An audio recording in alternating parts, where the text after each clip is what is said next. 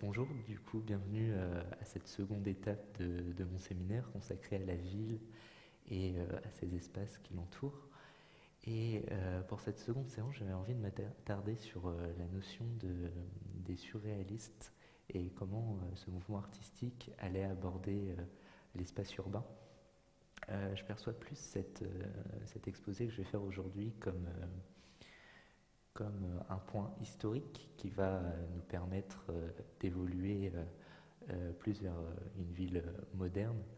Euh, et ce qui est intéressant avec les surréalistes et ce qu'on va voir aujourd'hui déjà, c'est qu'ils posent des échelons concernant la manière en fait de percevoir cet espace et la manière de le vivre aussi.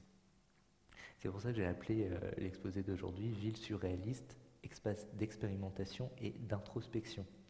Donc d'un côté, on a l'expérimentation, comment on va vivre la ville, comment on va l'utiliser, et de l'autre, l'introspection qui va être une sorte de réception des signes que compose la ville. Et pour composer mon exposé aujourd'hui, j'ai voulu un peu me pencher sur la pluridisciplinarité du mouvement. Donc on verra à la fois des exemples littéraires mais aussi artistiques et aussi de manière plus large l'influence que le mouvement surréaliste a pu avoir dans l'art et notamment avec le cinéma noir américain et des mouvements littéraires comme le mouvement poétique ou l'hippo. Pour commencer, on pourrait ouvrir cette démonstration par un des livres les plus emblématiques du mouvement surréaliste, qui est Le Paysan de Paris de Louis Aragon, qui est d'abord paru sous la forme de feuillets dans la revue européenne entre 1925 et 1926. Et dans ce livre, Louis Aragon, pardon, que je commence pas à m'emmêler les pinceaux, Louis Aragon présente une traversée de la ville de Paris, construite sous la forme d'une sorte de parade, comme ça, de parade allégorique, où l'auteur va accompagner le lecteur dans une sorte de flânerie à la rencontre en fait de ce qu'est la ville de Paris.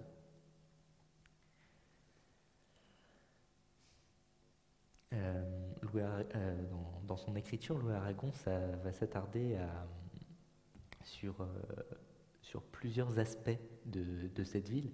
Et en particulier, c'est cette construction narrative qui va faire émerger en fait les premières critiques, notamment André Breton, qui va critiquer le paysan de Paris, non pas pour le contenu, mais plus pour la structure elle-même, puisque Louis Aragon s'attarde plus sur le détail, en fait, sur l'anecdote que propose Paris. Et André Breton a un véritable mépris, en fait, pour tous ces éléments descriptifs, et il dira d'ailleurs dans le manifeste du surréalisme en 1924 à propos des descriptions. Et les descriptions, ce n'est rien pardon. Et les descriptions, rien n'est comparable au néant de celles-ci. Donc on peut voir tout de suite qu'André Breton voit dans la description une sorte d'inutilité en fait au récit, comme si celle-ci n'allait rien importer.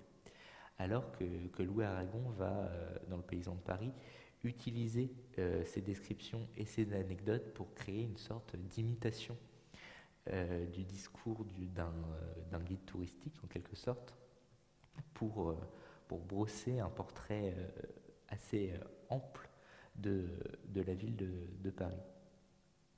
D'ailleurs, Le Paysan de Paris est souvent comparé à ce que Proust appelait la littérature de notaire, c'est-à-dire une littérature qui frôle presque une sorte de liste, d'énumération.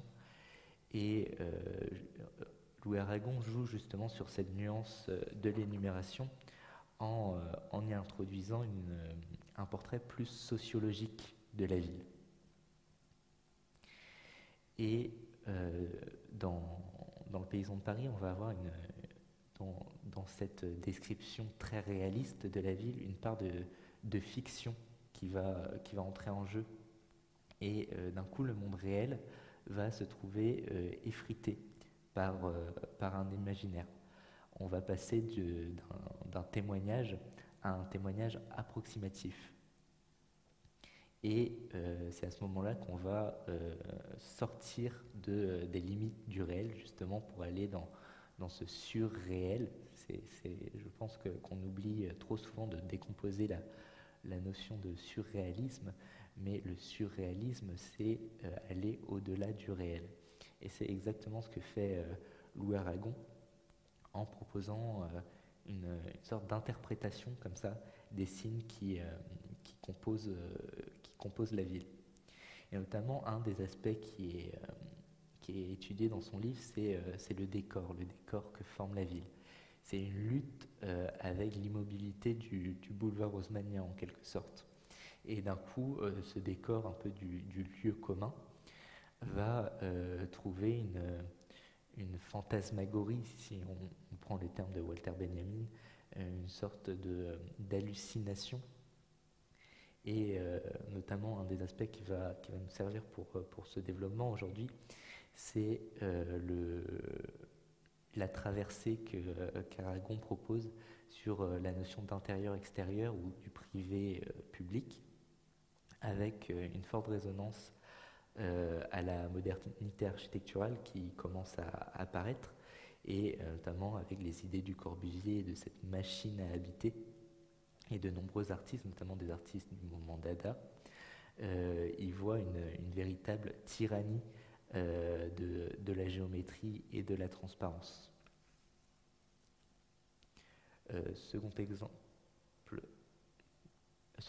littéraire aussi qu'on pourrait aborder, j'ai oublié de mettre la diapo, j'en suis désolé, mais la couverture et le visage de son auteur sont plus que célèbres.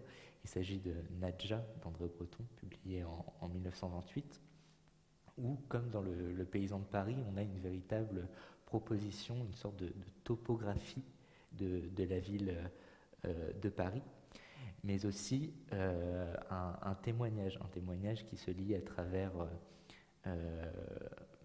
des scènes de vie, notamment des groupes artistiques dada et surréalistes. Et ce que propose Breton dans son livre, c'est la vision d'une ville qui devient une sorte de réseau de signes, c'est-à-dire une ville où les personnages du roman iront à la rencontre de ces espaces, et qu'à travers ces rencontres, les effets du hasard, ce qu'on pourrait dire le hasard objectif, le hasard objectif apparaîtra bien plus tard dans les littératures, notamment avec des livres comme Les vases communicants ou L'amour fou, mais c'est ce rapport à la coïncidence et au flux automatique que compose la ville, et c'est à partir de ces liens que vont se créer ce qu'on appelle un peu les lieux magiques dans la littérature surréaliste. Et notamment, il y a dans ce livre des passages assez intéressants, notamment un passage où le personnage central marche dans la ville, et Nadja donc commence à regarder autour d'elle, et elle a une sorte de certitude qui apparaît, qui est que sous ses pieds, il y a la présence d'un souterrain qui relierait le palais de justice jusqu'à l'hôtel Henri IV, et par cette certitude, en fait, elle va prendre conscience qu'il y a autour d'elle, et notamment sous ses pieds, une histoire qui apparaît.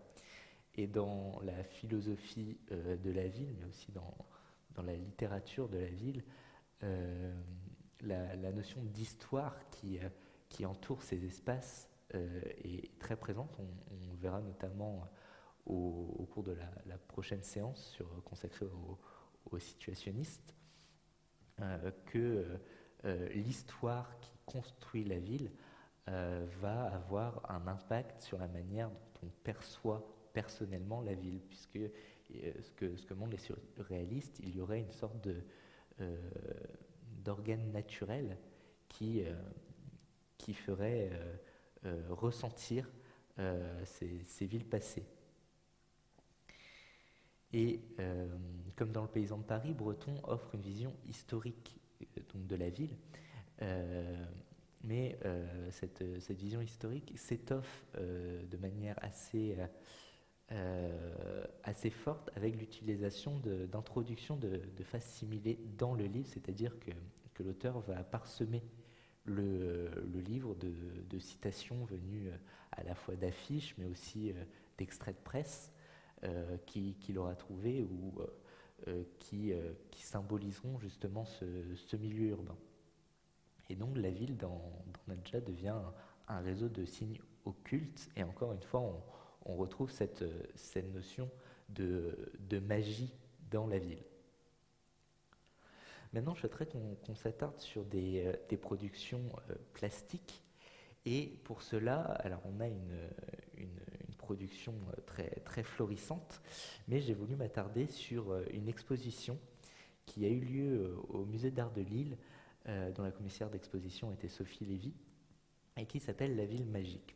Alors cette exposition, en quelques mots, s'attardait à brosser le portrait de la ville entre les deux guerres mondiales, et notamment comment tous les mouvements artistiques, pas seulement surréalistes, se sont emparés de cette iconographie pour en faire un véritable sujet de peinture, mais aussi d'œuvres d'art, puisqu'il y a énormément d'œuvres, notamment une partie de l'exposition consacrée au film Métropolis de Fritz Lang. Et donc j'ai voulu m'attarder sur cette exposition, puisqu'il offre un corpus qui déjà me permet de me limiter dans mon exposé, mais aussi un corpus qui, une fois mis côte à côte, propose une résonance assez intéressante pour ma démonstration. Donc ici, je vous ai mis le catalogue de l'exposition, dans lequel je me suis inspiré librement pour ce qui va suivre. Et l'introduction de ce catalogue propose un rapport à la ville comme une sorte de rupture majeure de l'usage de la ville, et ce serait une sorte de volonté d'aller vers des lieux où la production humaine serait totale, c'est-à-dire, en prenant l'exemple de la ville, qu'une ville, justement, la semaine dernière on s'interrogeait sur qu'est-ce que serait une ville, et par cette notion il y aurait l'idée que la ville serait une production émanante entièrement de l'être humain. Et par cela, il y aurait déjà ce qui, en citant l'introduction de ce catalogue, la découverte d'un réel qui est déjà là. À la fin du XIXe siècle, avec l'industrialisation des villes européennes et l'attrait de ces villes pour les populations, il y a une concentration dans ces villes qui va se créer, qui va s'accentuer, et notamment un brutalisme qui va donc intéresser tous les artistes, et notamment donc les surréalistes. Le surréalisme naît à Paris en 1920. C'est un mouvement qui va vraiment influencer tout le XXe siècle, et c'est un mouvement qui est d'abord littéraire, et dont ses pères fondateurs sont des poètes d'avant-garde, comme on a vu Louis Aragon, et encore André Breton. Et pour ces artistes, l'art doit avoir une finalité qui serait la liberté de l'inconscience, qui serait hantée par exemple la sexualité, la violence et la mort. Et donc ils voient dans l'art un moyen d'exorciser ces fantômes. Et est-ce qu'on ne pourrait pas rajouter à ces fantômes justement cette brutalité qui apparaît dans la ville? Pour l'exposition s'ouvrait avec cette toile-ci de Léon Spiliart, donc La Nuit. Alors Léon Spiliart n'est pas un peintre surréaliste. En soi, il appartient plus à la mouvance symboliste. Mais ce qui est assez intéressant dans son travail, c'est la présence du décor architectural.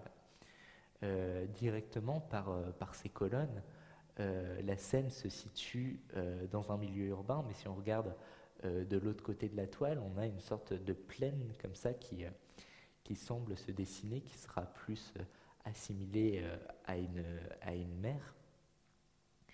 Et ce personnage qui est au centre de la toile, un peu vacillant mais élégamment vêtu, sera un peu une sorte de voyageur nocturne comme ça qu'on retrouve très régulièrement dans les représentations urbaines. Et on a quelque chose d'un peu qu'on pourrait qualifier d'humide dans la toile. Vous voyez par exemple si on regarde la lueur des réverbères qui s'étale sur les trottoirs, on a cette impression qu'il a plu auparavant et d'un coup on va avoir une approche de ce décor qui va créer une sorte de quelque chose d'un peu fantomatique, très vaporeux. Et d'ailleurs ça rejoint un peu ce décor un peu marin qui s'étend au loin. On a une sorte de brouillard qui semble s'étendre et ce qui nous permet de poser une première pierre à ce développement qui serait donc la ville comme espace mystérieux, justement. Cette toile peut nous renvoyer aussi à un second exemple qui, là aussi, se tiendrait plus de l'exemple symbolisme, qui est Soirée sur l'avenue Karl Johann de Munch, où on retrouve l'idée du trottoir, mais aussi du citadin qui marche dans la ville. L'idée de marcher va nous accompagner pendant un petit moment dans ce séminaire.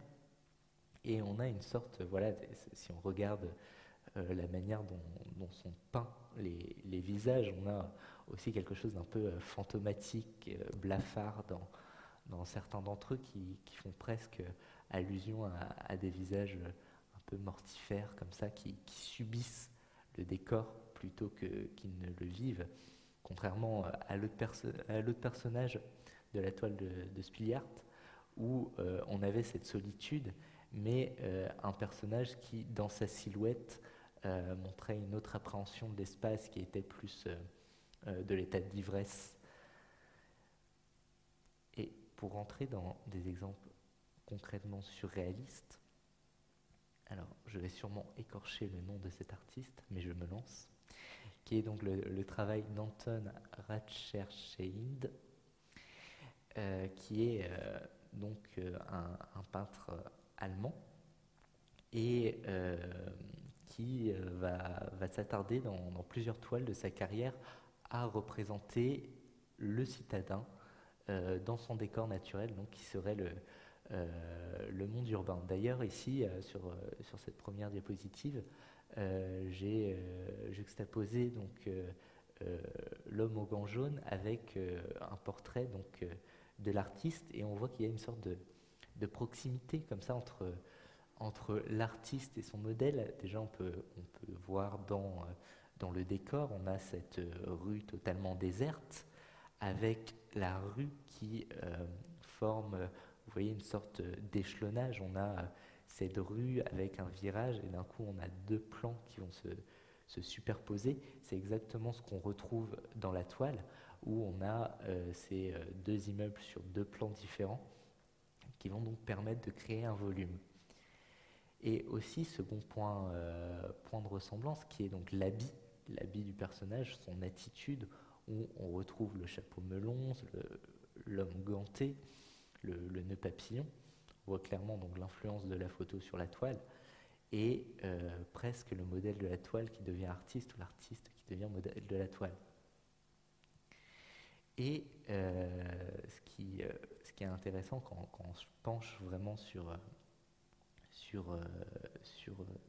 ces représentations, c'est l'utilisation de l'uniforme comme une sorte d'armure, une sorte non pas de vêtement d'apparat, mais plus une sorte de vêtement utilitaire lié au milieu urbain. Si on prend une autre série de toiles, on retrouve exactement le même vêtement pour l'homme, et toujours cet espace urbain qui sert de décor, mais surtout qui va venir créer une atmosphère à cette toile que donc le modèle va habiter.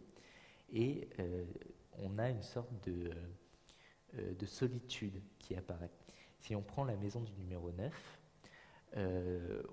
on a quelque chose qu'on verra plus tard, notamment avec les toiles de Chérico, mais on a ces espaces déserts qui vont en quelque sorte abandonner le sujet comme ça dans un espace totalement surréaliste. Alors après, avec cet artiste, alors oui, je viens de m'apercevoir que j'ai fait une erreur dans mon diaporama. Ce n'est pas Léonce Piliart, hein, c'est bien Anton Raderschlag qui a peint cette toile. Je m'excuse, mais le titre, c'est bien le bon, L'homme au chapeau melon. Et donc pour revenir à la maison numéro 9, on a donc cet espace qui va créer une sorte de malaise, une sorte de solitude, alors que là on a un homme qui est en train de s'entretenir. Il n'est pas seul comme on l'a vu avec l'homme au gant jaune ou l'homme au chapeau melon, mais il est en train de s'entretenir avec une autre personne qui est de dos. Mais malgré tout, on a vraiment cette idée de solitude. D'ailleurs, on peut voir à travers les fenêtres ou même la porte, on a l'impression d'avoir un décor de théâtre italien, comme s'il n'y avait rien d'autre derrière ces bâtiments qu'une simple façade.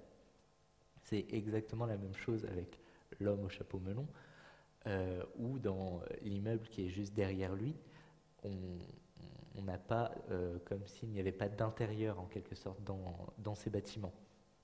Et d'ailleurs, fait intéressant, c'est si on regarde une sorte qu'on pourrait qualifier de point de fuite, ou d'horizon, on a une rencontre entre le modèle et l'élément d'architecture, comme si les deux éléments allaient se fusionner. Et c'est d'ailleurs ce qui est en train de se passer.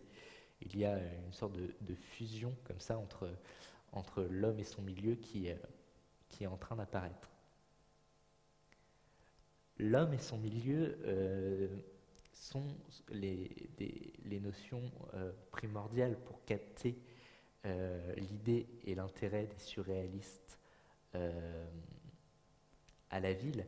Notamment, on pourrait s'attarder sur ces deux toiles de Sandor Boronski qui, derrière l'image d'Adam et Ève, représentent surtout l'homme et la femme dans leur milieu, et dans un milieu où clairement il y a une composition inspirée du monde urbain. Si on prend le nouvel Adam, on a cet homme qui est déjà vêtu d'une manière très élégante, comme on a pu le voir auparavant, toujours cette idée un peu d'armure urbaine, d'éléments un peu de protection, on pourrait voir ça comme ça, qui est posé sur un petit trépied. Vous pouvez voir que sur le côté il y a une clé mécanique, comme s'il s'agissait d'un automate. Aussi, on voit que ce personnage est sur une sorte de piédestal qui le met en hauteur, et que ce piédestal est composé de couleurs très vives, contrairement au reste du décor qui est plus composé dans des teintes froides. Vous voyez ce gris, le bleu ciel derrière. Et donc on a cet homme qui est un peu à l'écart justement du reste de la composition architecturale. Et aussi, élément important, si vous voyez ici, il est coincé entre deux vitres qu'il expose comme ça, comme dans une vitrine.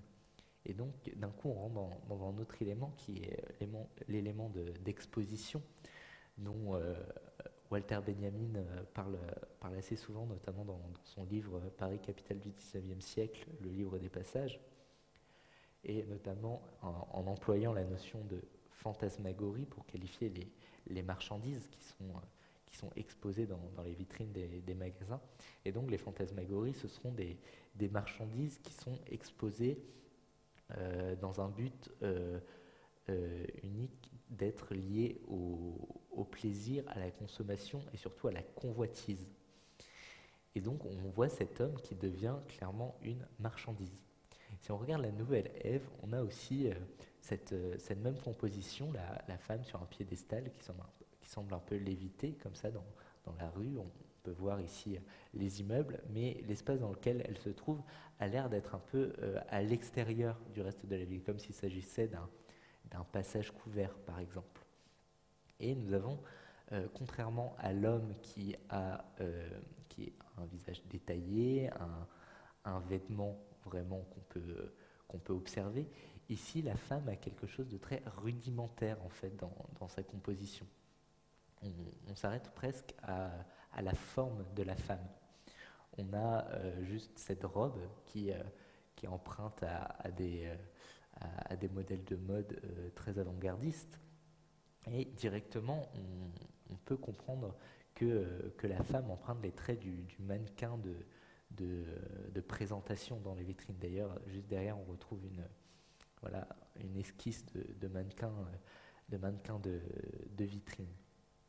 Et aussi, autre élément intéressant auquel je n'ai pas la réponse, c'est la présence de ces deux figures qui sont en train de se battre. On a presque l'impression de voir des figures d'échecs, un peu comme dans Alice au Pays des Merveilles, et des formes vraiment qui sortent du réel pour proposer une narration à la toile. Et donc on a vraiment cette femme qui est à l'extérieur du monde en train de regarder une sorte de scène de violence. On peut peut-être l'interpréter comme ça. Et cette ville qui semble séparer l'être du décor, on le retrouve dans les productions de Chérico.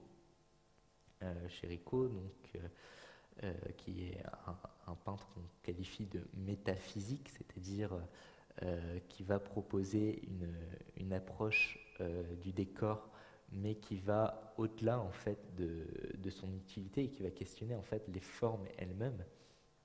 Et dans ces espaces que deviennent ces toiles, on retrouve ces villes qui sont entièrement désertées en fait de toute présence. Les seules présences qu'on peut avoir, par exemple, sur la toile Le Retour du Poète, ce seront cette locomotive qui passe au premier plan, ou encore sur la seconde toile, Mélancolia, ce sont ces petites ombres en arrière-plan avec la locomotive, encore une fois, qui passe derrière. Et comme tout à l'heure, on retrouve en fait cette succession de plans qui va venir donc construire la ville. Mais on retrouve aussi cette idée de mise en scène, un peu de théâtre, même de théâtre mental qui va s'appliquer, puisque on a l'impression que toutes les architectures qui sont proposées sont creuses, ne contiennent pas de vie. Ça peut faire aussi un peu référence à ce que nous avions vu la semaine dernière avec la toile qui représentait la cité idéale son nom m'échappe.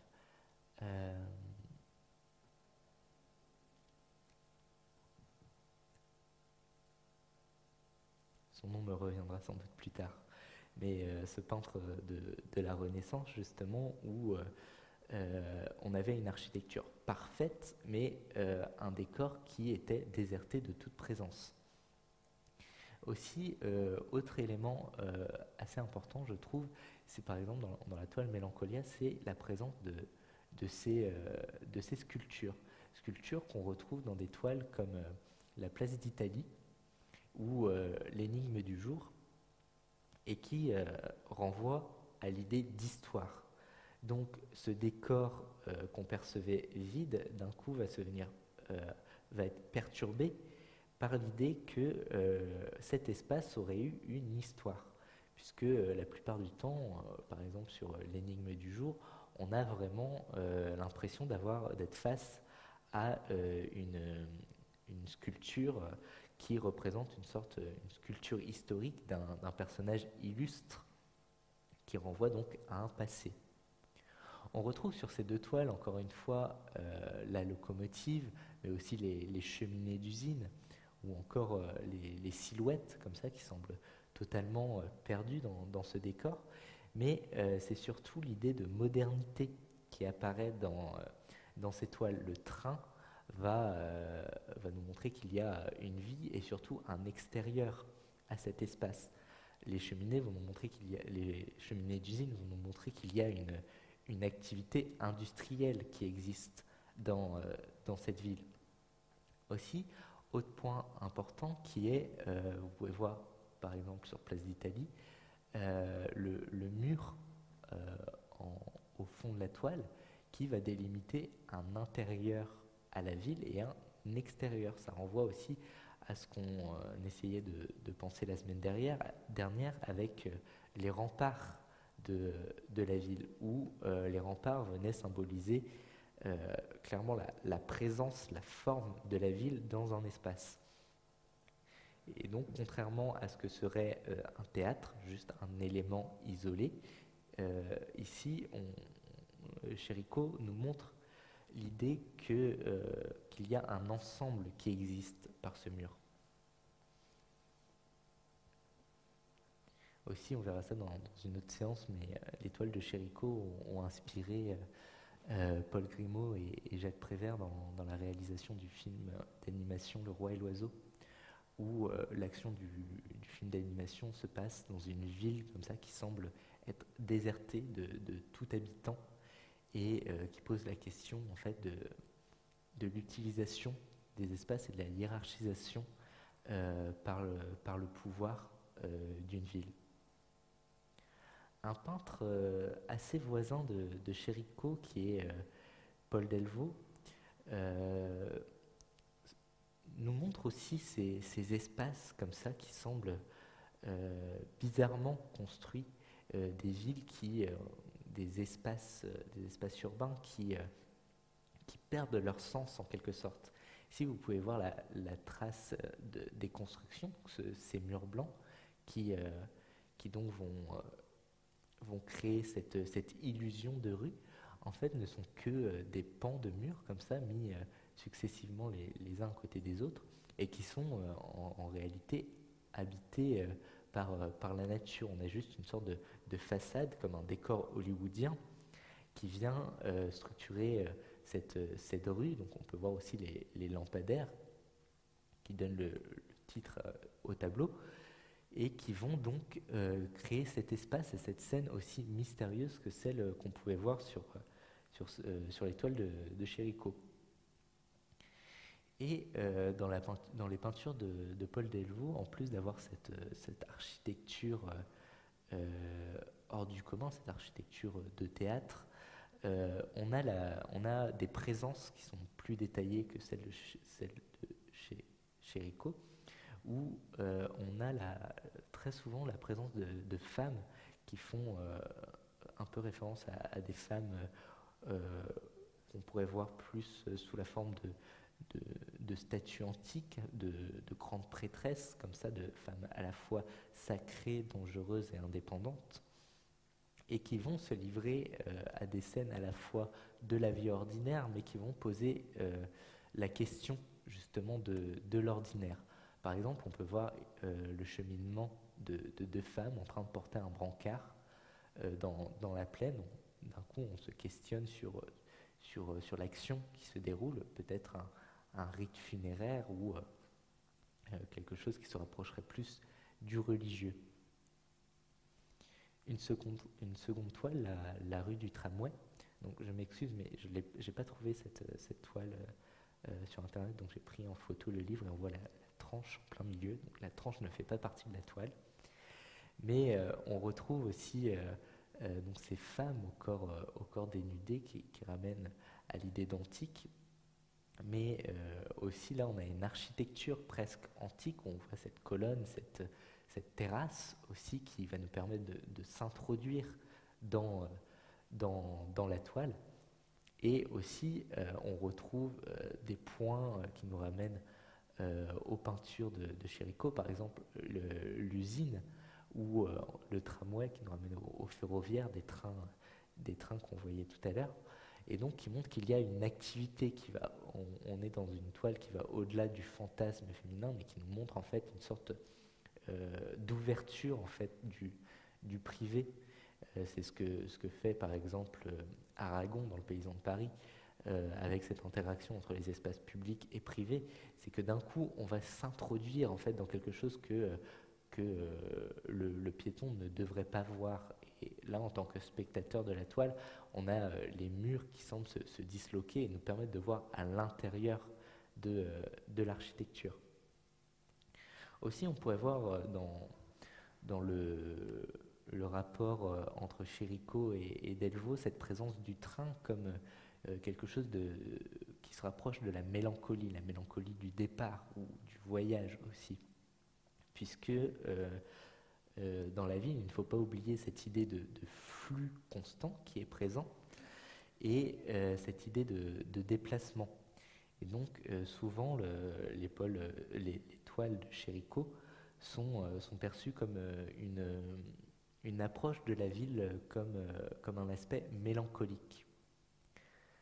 Pour clore sur ce début de partie, je voulais vous montrer cette toile-ci, Les derniers visiteurs de Pompéi, où on retrouve ces présences assez étranges dans un décor totalement hors du commun, même si ici on peut clairement l'identifier comme étant les ruines de Pompéi, mais ce qui crée cette étrangeté, c'est, vous voyez, les vêtements que portent ces hommes, un peu en uniforme, encore une fois, qui semblent en total décalage avec le décor, et qui, moi personnellement, m'avait rappelé aussi une scène du film Retour à Marienbad d'Alain Resnais, où on a comme ça, dans un jardin d'une demeure, des gens en costume de soirée qui semblent un peu perdus, comme ça, dans un décor qui ne semble pas être le leur. Et ici, on a exactement la même chose, des personnages qui semblent en total décalage, en fait, avec l'espace dans lequel ils vivent. Et donc, on a cette question, en fait, cette interaction entre le piéton, le citadin, la personne qui vit l'espace, et son environnement. Georges Simmel, comme Walter Benjamin ou encore Siegfried Kracauer, ont pensé justement cette interaction entre l'humain et son environnement.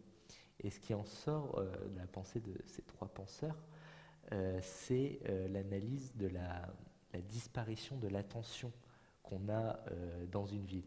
Puisque, par exemple, Georges Simmel, ce qu'il souligne dans son livre La pensée de l'esprit, c'est que en vivant entièrement en interaction avec cette densité de population dans un flux constant de mouvement, le citadin va développer en quelque sorte un organe protecteur qui va lui permettre justement de vivre de manière un peu désaccordée dans ce mouvement urbain. Et ce serait donc une sorte de ce qu'on appelle aujourd'hui un peu être blasé, comprendre ce qui se passe autour de nous, mais à force de le voir, créer une sorte de banalité en fait de ce mouvement. Walter Benjamin, quant à lui, va penser ce mouvement et cette vie dans le mouvement par ce qu'on appelle la flânerie. La flânerie, c'est ce que Baudelaire avait développé auparavant dans Peintre de la vie moderne. C'est l'idée qu'il y a la possibilité, tout en vivant dans le mouvement urbain, de pouvoir s'extraire de ce mouvement et devenir en quelque sorte critique de ce qu'il se passe. Il y a en fait une accumulation de connaissances pour le citadin, de connaissances sur la ville qui va se faire de manière normale, sur les directions à prendre, sur les signes qui l'entourent, sur telle ou telle enseigne, sur la réception par exemple de la publicité en ville, et il va donc avoir une sorte de figure du citadin qui va naître, donc qui serait en fait cette figure un peu de cet homme qui essaye de s'extraire de son milieu pour pouvoir mieux le recevoir. Je vais passer cette image. Alors, justement, en parlant de flux, on pourrait se poser la question de qu'est-ce que ce serait que l'inverse du flux? Qu'est-ce que ce serait que vivre dans une ville entièrement désertée de tous ses habitants? Et c'est ce que René Clair va montrer dans un film qu'il réalise en 1923 qui s'appelle Paris qui dort, où dans ce film, en fait, c'est l'histoire d'un homme qui va se réveiller et à son réveil, la ville va être entièrement désertée de toute la population. Et donc, il va parcourir toute la ville à la recherche de traces humaines. Donc, pendant un long moment dans le film, on va avoir des plans qui vont nous montrer des rues de la capitale entièrement désertées. Et petit à petit, dans l'histoire, il va avoir une sorte d'effet de rencontre qui va se produire, puisque le protagoniste va rencontrer 5 autres personnes qui sont elles aussi à la recherche d'autres personnes qui auraient pu donc survivre à cet effet mystérieux. Et la question qui se pose maintenant, une fois qu'ils sont en bande, c'est que va-t-il se passer? Que vont-ils faire? Donc ils vont se livrer à des scènes assez festives, mais qui seront que composées de ces 5 personnes. Et il va y avoir une sorte de lassitude qui va se créer dans cette journée totalement, pour le coup, surréaliste. Et donc, au fur et à mesure, il va y avoir une fatigue en fait de ces survivants et qui vont survivre dans ces espaces entièrement vides. Et le lendemain, ce qui va se passer, c'est qu'ils vont se réveiller et il faut une fin au film, et la fin sera la suivante. Ils vont se réveiller et la vie aura repris son cours, tout le monde sera revenu. Ils vont expliquer ce qui leur est arrivé à la police, ils les prendront pour des fous, ils seront internés et comme toute bonne happy end, au final ils seront libérés et ils se retrouveront voilà, dans un Paris aussi animé qu'auparavant. Et ce qui est intéressant dans l'ouverture du film, c'est justement l'utilisation de l'espace par le narrateur, un espace entièrement vide. Et on va le voir par exemple quitter les trottoirs, on va le voir errer comme ça sur les avenues de Paris. Et d'un coup, on va, ce qui fait un peu repenser à la toile qu'on voyait en ouverture de Spiegler, la nuit, où on avait cette silhouette vacillante dans un espace qui semble totalement... où l'homme ne semble même pas avoir sa place, tellement que l'espace est monumental par rapport à son échelle.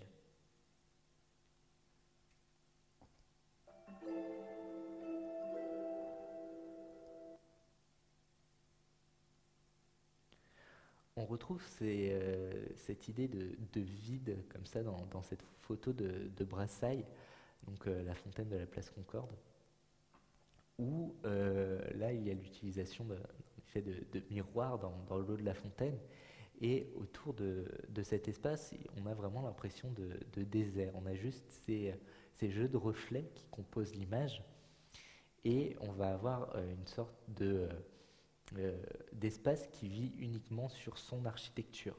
Une architecture qui ne semble même plus faite pour les citadins, puisque si on regarde cet effet de miroir comme ça, où la ville semble juste devenir une sorte de ligne horizontale, mais qui, que ce soit en haut ou en bas, plane dans le vide, l'être humain ne pourrait pas trouver sa place.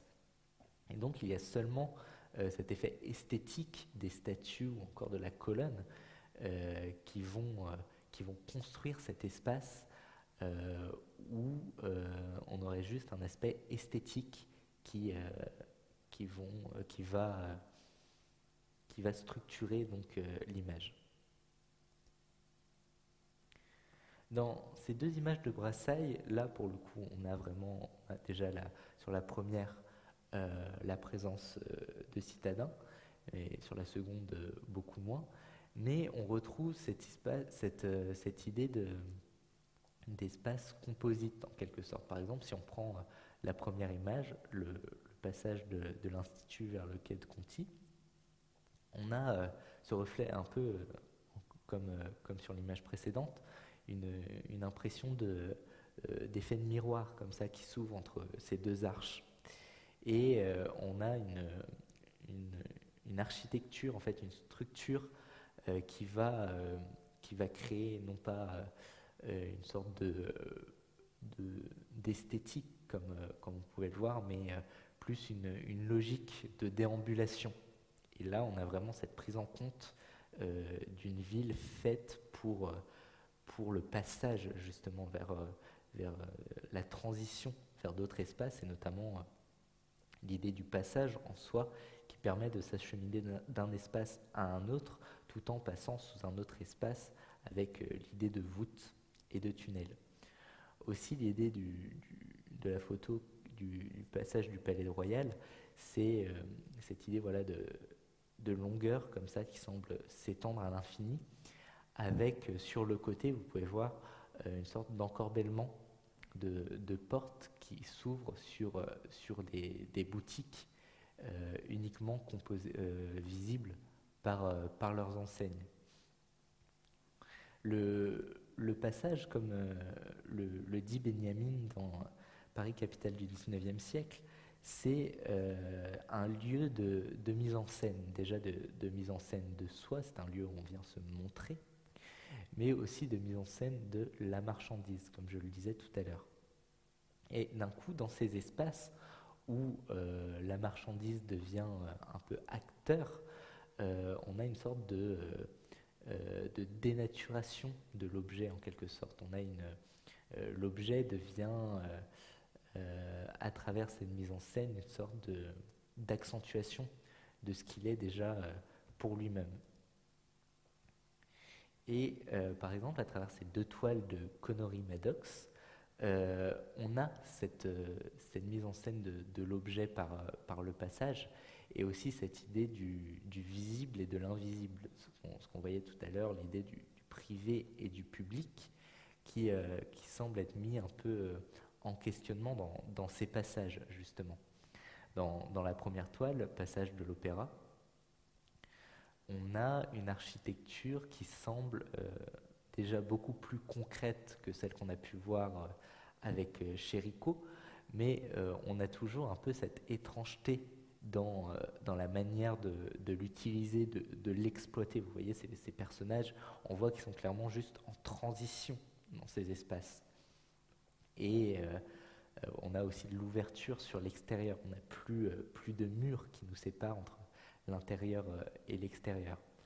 Aussi, dans la toile La Leçon, on a ce mur comme ça qui a entièrement disparu et qui laisse donc peut-être la leçon qui a lieu entre le maître et l'élève, qui a l'air d'être plutôt en mauvais état, qui est à la vue de tout le monde comme ça, exhibé au reste des autres personnes qui sont elles aussi dans des espaces privés, mais qui pour le coup deviennent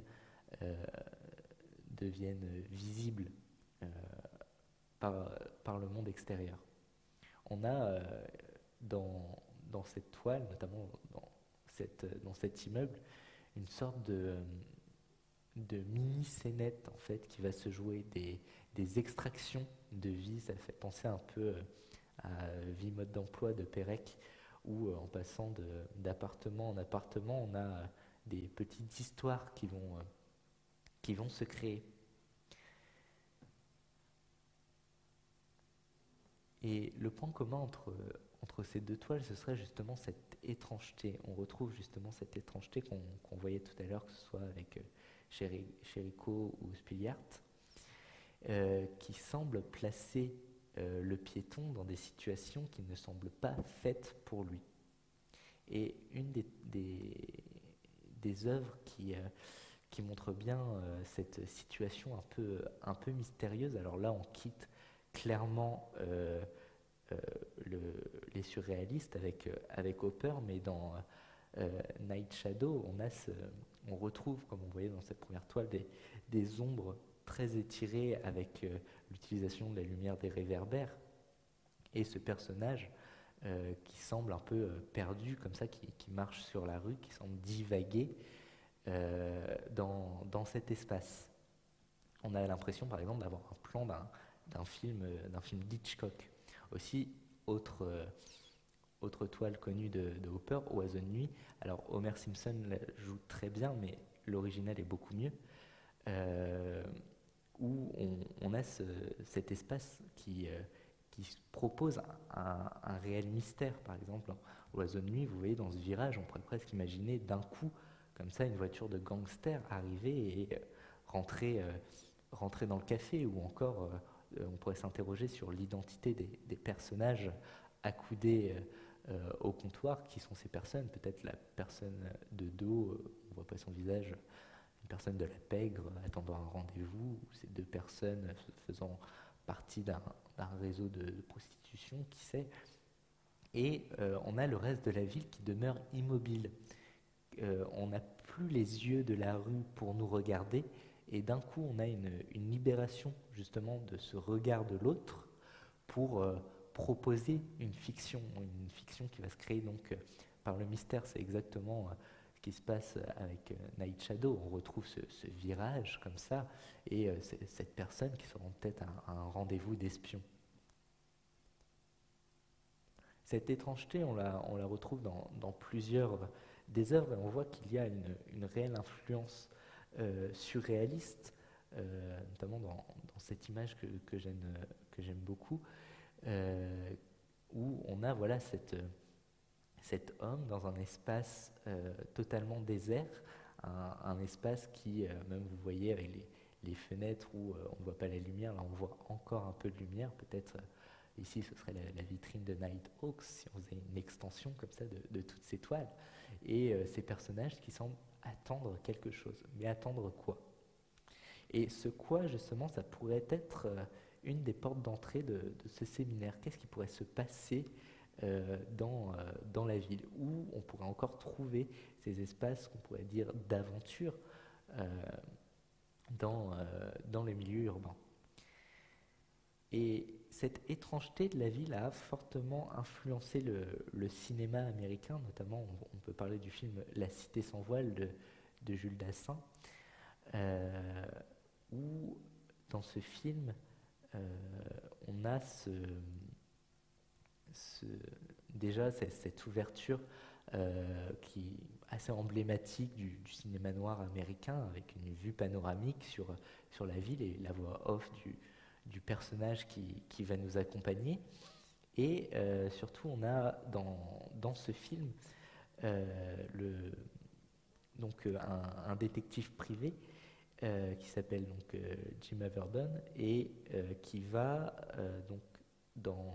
passer en fait d'un registre si on prend la vie de ce personnage, d'un père de famille, et qui, une fois dans la peau de détective, va devenir une personne anonyme comme ça dans la ville de New York. Et ce qui est assez caractéristique dans ce film, c'est la manière dont est traitée l'architecture. Comme je le disais, donc on a cette ouverture avec une vue panoramique, et d'un coup il va y avoir une sorte de sublime du gratte-ciel qui va apparaître. D'un coup, l'architecture va devenir actrice du film. On va avoir comme ça une ville qui va devenir en quelque sorte un moteur à fiction, c'est-à-dire un espace où le personnage va vraiment trouver son anonymat d'enquêteur, et où à travers le jeu de l'architecture, il va avoir une autre approche de l'histoire.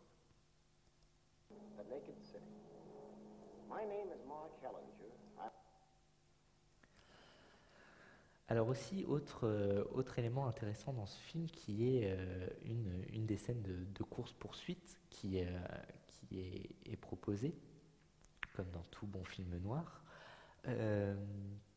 qui est une scène un peu particulière, puisque quand on la regarde, on voit le personnage central qui par maintes et maintes péripéties devient presque le coupable de l'histoire, et va devoir fuir la police elle-même.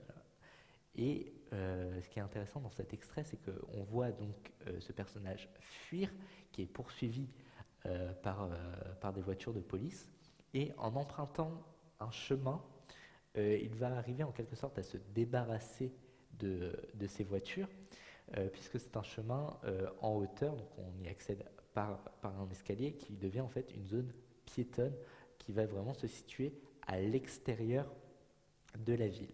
Et donc la manière dont est filmé cet espace, on voit qu'il y a dans cet espace un peu entre parenthèses du flux urbain, il y a une sorte de tranquillité, notamment une solution pour le personnage pour fuir, bien que nous sommes dans un film américain et que toute solution n'est pas gagnée, puisque arrivé au bout de ce chemin, il va falloir redescendre et que pour alors la voiture aura trouvé un moyen d'arriver avant lui et va permettre une fusillade, film noir américain. Donc on aura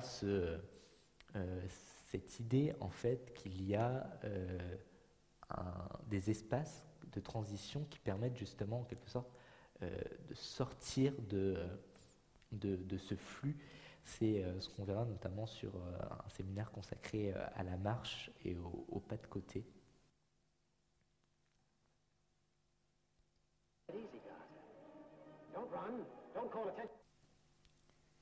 Donc, pour clore donc, sur cet extrait, on revient aussi à cette notion d'anonymat qui a été prônée par la flânerie de Benjamin, mais aussi il y a une sorte de regret, une nostalgie, que ce soit chez Benjamin, mais aussi chez les peintres surréalistes, de la ville du XIXe siècle qui proposait une organisation plus anarchiste, puisque, comme on l'a vu dans cet extrait, on a l'impression que cette ville du XXe siècle n'est plus faite pour le piéton, mais au contraire est faite pour être remplacée par la vitesse et notamment par la voiture.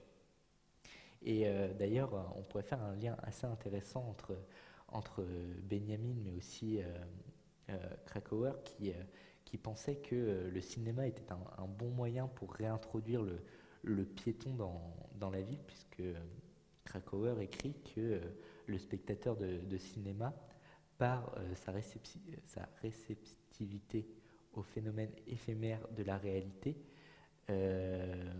va trouver justement une sensibilité justement à cette extraction du piéton. C'est ce qu'il écrit dans Theory of Films.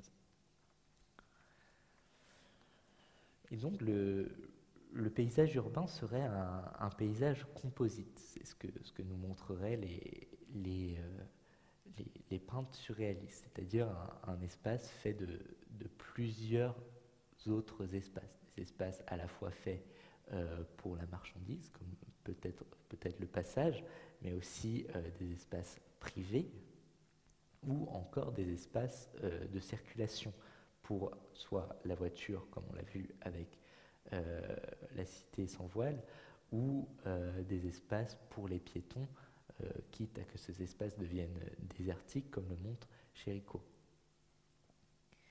Et dans cette structure du paysage, on a, à l'époque où les surréalistes explorent cette iconographie, l'idée on est quand même à une période de la production artistique où il y a la fin du faire tableau, avec notamment l'essor du cinéma, c'est la fin du voyage fixe. On a une image qui se met en mouvement, justement. Et on pénètre le paysage avec notre corps. On a donc une sorte de paysage qui deviendrait participatif. Et Julien Gracq, que vous avez donc en photo ici, est l'un des premiers à mettre en scène cette sensibilité au paysage, tout en posant la question de qu'est-ce qui nous parle en tant que piéton dans le paysage. Et ce que va faire Julien Gracq, donc Julien Gracq est un auteur surréaliste qui est plus sur la fin justement de la période surréaliste, mais qui va avoir une œuvre littéraire assez florissante. Et notamment, il est connu parce qu'en 1951, il va remporter le prix de Goncourt avec son livre Les rivages du Sirte, prix qu'il n'ira pas chercher à l'Académie Goncourt. Et dans plusieurs de ses livres, il va utiliser justement le paysage comme justement comme acteur même de l'histoire. Par exemple, dans l'ouverture du château d'Argol, qui se passe en Bretagne, loin de tout espace urbain. Donc on est plus dans un paysage naturel, un paysage proche de la côte. On va avoir l'introduction justement de ces personnages à la fois qui vont mettre en parallèle l'utilisation de l'automobile, mais aussi de l'utilisation de l'automobile comme un moyen à détourner en soi, c'est-à-dire l'automobile nous sert donc pour la vitesse, mais aussi en détournant ce moyen de locomotion, on pourrait voir dans la voiture un autre moyen de percevoir l'environnement qui nous entoure. D'ailleurs, si la question du paysage dans l'œuvre de Julien Gracq vous intéresse, je vous invite à lire les études que Michel Collot consacre sur Julien Gracq, notamment un article qui s'appelle « En chemin avec Julien Gracq ». Et le livre qui nous intéresse ici est donc La forme d'une ville, qui a été publié en 85 et qui en fait est un portrait d'une ville, donc qui va créer, donner l'illusion de nous faire traverser un espace un peu comme le fait Aragon avec le paysan de Paris, et La forme d'une ville ne va pas s'intéresser à Paris mais à la ville de Nantes. La ville de Nantes qui est une ville que Julien Gracq a bien connue puisqu'il y a fait ses études et il y revient très régulièrement. Et c'est ça qui va créer donc l'intérêt de Nantes, puisque à travers les différents voyages qu'il va faire dans cette ville, il va suivre en fait les modifications urbaines que la ville va connaître. Puisqu'il faut savoir que durant la Seconde Guerre mondiale, Nantes a connu de très lourdes destructions, et donc que la ville que Julien Gracq a connue enfant va donc connaître de fortes modifications dans les années 50, et notamment avec un grand plan d'aménagement, notamment avec l'apparition de la tour de Bretagne que Julien Gracq qualifiera de dent de vampire. Aussi, autre point important pour aborder le livre La forme d'une ville, c'est qu'il faut savoir que Julien Gracq était professeur de géographie. Et cet aspect est très important pour comprendre justement cette approche presque topographique de la ville, et notamment dans les déplacements. Contrairement à Louis Aragon dans Le paysan de Paris, Gracq va traverser cette ville vraiment en utilisant les routes comme axe conducteur à la narration. La narration va se construire sur le plan routier de la ville, et notamment c'est ce qui va montrer le flux et le mouvement de la ville et qui va donner donc le rythme à la narration. Anne Vassely, dans un article qui s'appelle À fond de soi, la performance de la ville, une lecture égo-géographique de la forme d'une ville de Julien Gracq, va apporter une notion qui, pour moi, paraît primordiale dans cette approche, qui est la notion d'égo-géographie, qui, comme si la géographie, en fait, allait se déterminer par la personne qui la vit. Et donc, en quelque sorte, on pourrait ici fermer la parenthèse qu'on a ouverte au début en parlant de la notion d'introspection. La ville sera un espace d'introspection. Et Julien Gracq va vraiment montrer que Nantes, c'est une ville qui l'a formé. C'est-à-dire, c'est qu'en pratiquant la ville, il aura trouvé une sorte de maturité dans sa pratique de géographe, de pratiquant urbain, de citadin.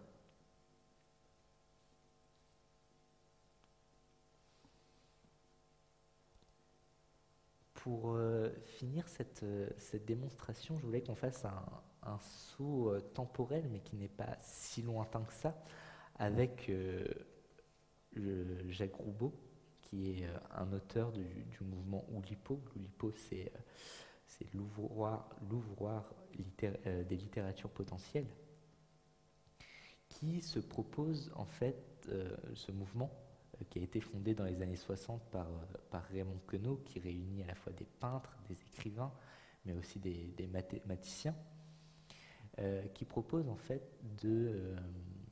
d'appréhender la ville. Alors la ville est un thème assez récurrent dans leur production, mais qui n'est pas la seule thématique proposée, et qui propose en fait une lecture à la fois politique et poétique de l'espace. Poétique, c'est-à-dire que la ville deviendrait un espace qui deviendrait jeu, un espace ludique, mais politique car cet espace est un espace qui le rapproche de la mémoire collective, et notamment de son patrimoine enfoui. Là, on retrouve encore une fois la notion d'histoire de la ville et de patrimoine qu'on retrouvait déjà dans Nadja de Breton. Et Jacques Roubaud, dans son livre Tokyo infraordinaire, qui est l'un de ses derniers livres en date, qui justement nous parle de la ville, va, comme les artistes surréalistes, essayer de dresser le portrait d'une ville en infligeant à son écriture une contrainte. Cette contrainte est de traverser donc la ville de Tokyo en suivant la ligne de métro Yamamoto, qui est donc la plus grande ligne de métro de la ville. Alors il faut savoir que le métro à Tokyo, c'est quelque chose d'assez extraordinaire. Ici, vous avez le plan de la ville, donc on a plus un labyrinthe qu'un plan, je pense. Et donc, Jacques Roubaud va s'embarquer dans cette aventure. Alors, en quoi elle consiste ? Elle consiste à déjà essayer de comprendre la manière dont fonctionne cet organisme presque qui pourrait vivre sur lui seul, le métro, mais surtout de s'arrêter à chaque station de cette ligne et d'essayer de comprendre en quoi cette ligne serait un quartier en soi et comment on pourrait percevoir ce quartier comme une micro-ville, un micro-organisme qui composerait cette ville. Cette étude que Roubaud fait dans Tokyo infraordinaire n'est pas nouvelle, puisqu'il l'avait déjà réalisée dans Ode à la ligne 29 des autobus parisiens, où, comme dans Tokyo infraordinaire, il va s'arrêter à chaque station et essayer de capter justement la vie qui va apparaître dans ce quartier. Donc voilà, on a cette notion un peu de topologie, en fait, topographie en mouvement dans son œuvre. Il va avoir une sorte de cheminement à la fois physique mais aussi de pensée qui va apparaître, et il y a une notion très importante dans le travail de Roubaud qui est la notion de voyageur, puisque chaque déplacement que Roubaud fait, que ce soit dans Tokyo infraordinaire ou dans Ode à la ligne 29, c'est qu'il aborde ces déplacements comme un voyage, quelque chose qui s'apparente à l'initiation. Il va aborder ce déplacement à travers la culture qu'il a du pays ou de l'espace. Pour Tokyo, c'est beaucoup de références à la poésie japonaise, et pour Ode à la ligne 29 des autobus parisiens, on va avoir une sorte de vécu qui se fait plus en référence au nom des arrêts. Et il va avoir aussi une sorte de virginité, une sorte de pureté dans la notion de voyageur qui va être mis en avant dans son travail, et qui montre en fait une approche en fait de ces espaces sans a priori. Contrairement à ce que fait Louis Aragon dans Le Paysan de Paris, où il y a des partis pris quasi politiques. Ici, Roubaud essaye de se dégager justement de cette approche-là pour avoir une approche neutre et une transcription poétique des espaces. D'ailleurs, vous pouvez voir que le livre a plusieurs couvertures. Donc il y a quatre couvertures différentes qui ont été réalisées pour cette publication. Alors, comment on pourrait conclure cette traversée surréaliste de la ville ? Comme je le disais en ouverture, cette présentation était plus une première pierre pour ce qui va suivre. La semaine prochaine, nous nous consacrerons à l'approche de la ville par les situationnistes et la psychogéographie. Et d'un coup, vous allez vous apercevoir que tout ce que nous avons vu cette séance va prendre une autre dimension, puisque les situationnistes vont clairement revendiquer cette parenté surréaliste qui va se matérialiser déjà par la notion d'histoire, comme on a pu voir, mais aussi sur cette notion de cohabitation entre le citadin et son espace. Quelle place au citadin, mais aussi quelle place à l'émotion. Puisque nous avons vu que dans les représentations de la ville surréaliste, la place biographique de l'artiste donne tout un sens à la perception de l'espace, comme on l'a vu avec Chérico, où directement cette idée de mélancolie va donner une forme, même une couleur à la ville. Mais aussi l'idée de mystère, de fiction, comme on l'a vu avec le cinéma noir américain, où par cette structure que propose la ville à certains moments déterminants, par exemple avec Night Shadow, on a vu que la nuit était propice à l'aventure, nous verrons que il y a une recherche de fiction dans ces espaces qui semblent, comment on pourrait qualifier qui sont rigoureusement organisés, qui ont une structure déterminée. Et donc on va avoir cette recherche justement de faire ce pas de côté pour essayer de vivre autrement l'espace. Et donc avec les surréalistes, un des points majeurs sera donc un des points majeurs à retenir sera donc cette cohabitation où se situera le citadin par rapport à son milieu, comment il va le réceptionner. On a vu cette armure en uniforme, on a vu cette envie justement d'esquisser une sortie de route pour trouver un espace propice, avec le passage, un espace propice à la flânerie. D'ailleurs, la flânerie qui est un des ancêtres de ce que sera la psychogéographie. Donc je pense que ce sera le bon moment pour clore cet exposé en se rappelant